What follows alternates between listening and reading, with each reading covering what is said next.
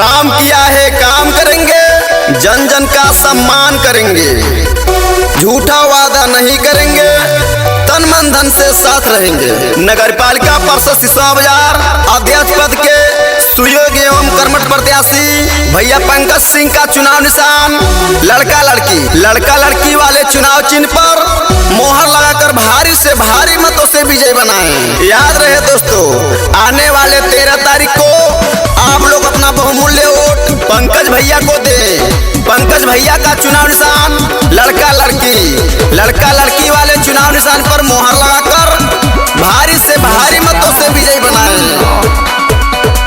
हर माँ का बेटा है बहनों का भाई, जनता के हक की है लड़ता लड़ाई।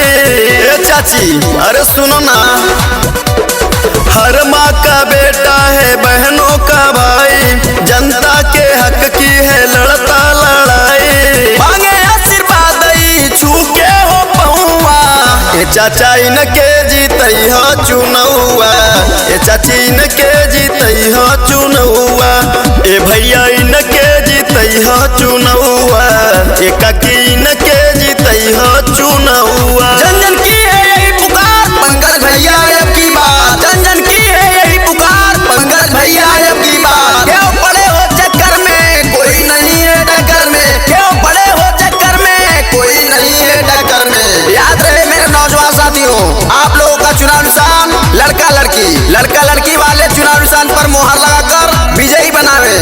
सबके आशीर्वाद पाए कर विकास हम आए,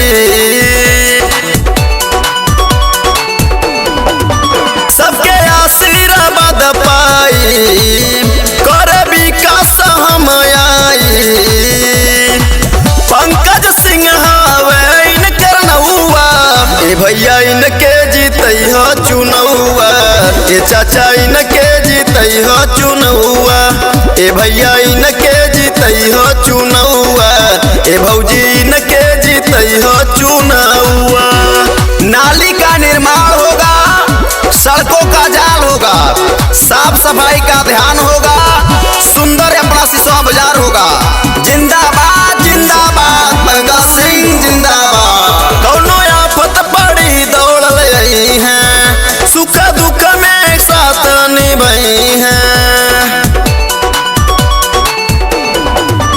कौनो आफत पड़ी दौड़ रही है, सुख दुख में साथ निभाई है। हाथ जोड़ी कहे राउर बेटुआ, ए भैया अब की जीतई हो चुनौआ, ए भौजी इनके जीतई हो चुनौआ, ए चाचा इनके जीतई हो चुनौआ, ए चाची इनके जीतई हो चुनौआ।